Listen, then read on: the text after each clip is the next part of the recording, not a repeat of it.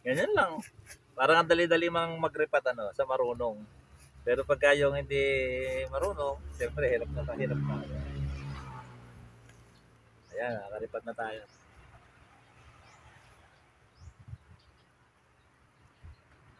Ito, pwedeng direct sunlight agad dito.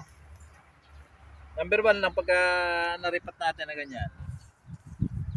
Dito nga natin ilagay.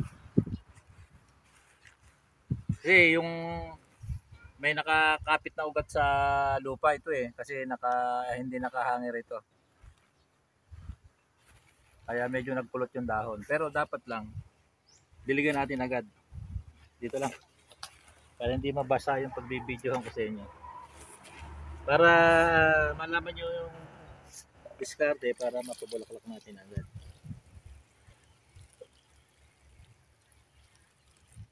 Bakit ba? May sira na dito.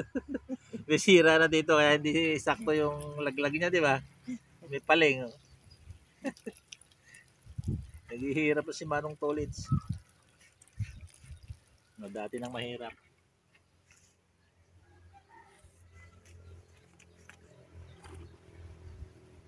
Ayan, dapat madiligan lang na gano'n. Ayan ah. Mamaya-maya lang wala na ilanta na yan. Tuloy lang natin. Ito, the direct sunlight na natin ito. Kasi dati nang sanay sa direct sunlight ito. Naglanta lang siya ng konti at nakakapit kasi sa lupa yung ugat niya. Parang nagkukulot siya. Pero bukas ito, recover na. Wala na yan. Unat na ang dahon niya. Kasi wala naman nabitak na lupa, di ba? Pagkaraan ng 15 days, recover na yan. Pwede na nating abunuhan ng ammonium sulfate. Wala kasi akong sample ng ammonium sulfate. Pero may sample ako dito, yung pampabulaklak natin. Wala akong sample ng ano eh. Wala akong nabili ng ammonium sulfate. Abono na ammonium sulfate. 15 days, pwede nyo na abunuhan. Lagyan nyo lang, pagka hinawakan nyo yung ammonium sulfate, lagyan nyo sa gilid. Ilagay nyo lang sa kabilang gilid, dalawang gilid. Saka nyo diligan agad, pero konting dilig lang para hindi tumapon. Diba? 15 days. Ang talab ng ammonium sulfate, 15 days. After 15 days na lagyan ninyo, lagyan nyo uli ng ammonium sulfate. O de bali, ano na yan. 2 beses natin nilagyan, bali 1 month na tayo naglagay. Pagkaraan, 15 days natin pinarecover, bali 45 days. Ayan, 2 beses na tayo naglagay ng ammonium sulfate. Lalakas talaga lumaki ito. Pagdating ng 45 days, halos ganito na sila kalalaki. Example ko lang ito sa inyo, ganito na kalalaki siya. Siyempre, matigas na siya, pwede na natin pabulaklakin. Ganito na, makakapal na. Kasi ano eh, dati naman na ano na, lumalaki na yon, saka natin niripat, diba, sanay na sa init. 45 days, mapapalaki na natin ng ganito, halos. O kahit mahigit 45 days, pwede na natin na triman yung mga dulo niya.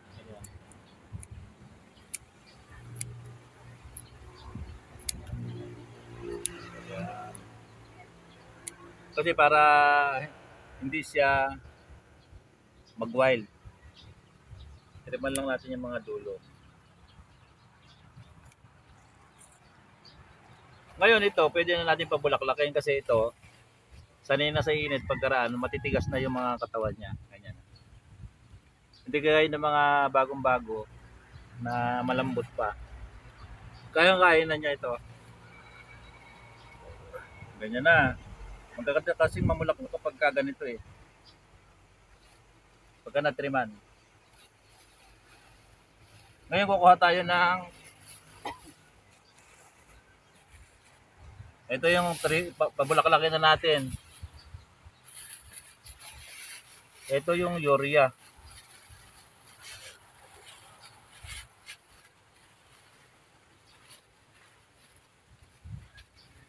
Urea itong white.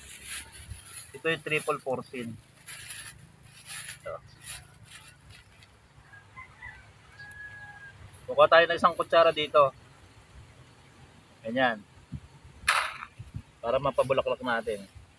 Isang kutsara din dito. Kahalo lang natin na ganyan. Yung brown na to, triple 40 na. Ito, urea. Kailangan natin ng konting urea para fresh yung dahon niya. Magusbong siya. Pagkaraan, mamulaklak na siya. Agad-agad. Total, natrima na naman natin, di ba? At saka paglalagay, konti-konti lang din. Kaya rin, ganyan na natin. Iipit lang tayo sa kamay natin na ganyan. Nakita nyo na ipit ko? Yan. Lagay lang natin din sa isang gilid. Iipit lang ulit natin na ganyan. Kung ano lang yung maipit nyo, yun lang ilalagay ninyo. Kasi pag ganyan ang hawak ninyo, marami. Dapat dalawa lang daliri.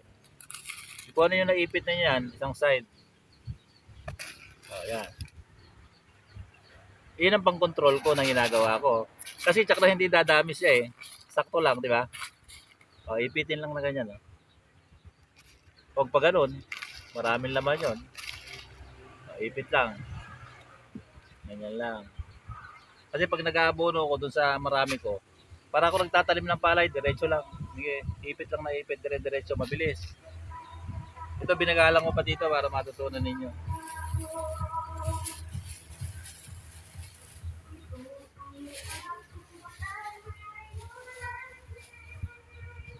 Sobra pa, dami sobra. Lalagay ko na lang sa iba. Ngayon dapat lang diligan na naman natin agad-agad.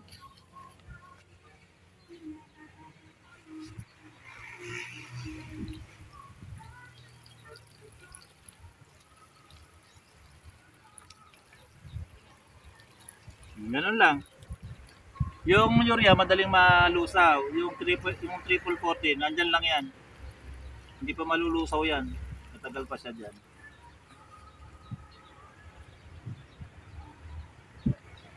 Kahit maliliit pa lang, napapabulaklak ko na agad.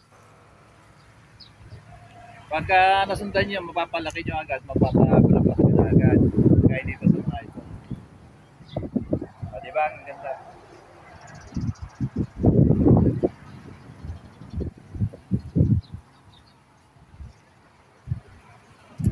Shoutout po pala kay Ma'am Jebes Galito, kay Sander, shoutout po sa inyo, Rosemary De Leon, shoutout po Delightful Raspberry, shoutout sa iyo, Opelia De Los Reyes, shoutout po ma'am kay Sir Kaday.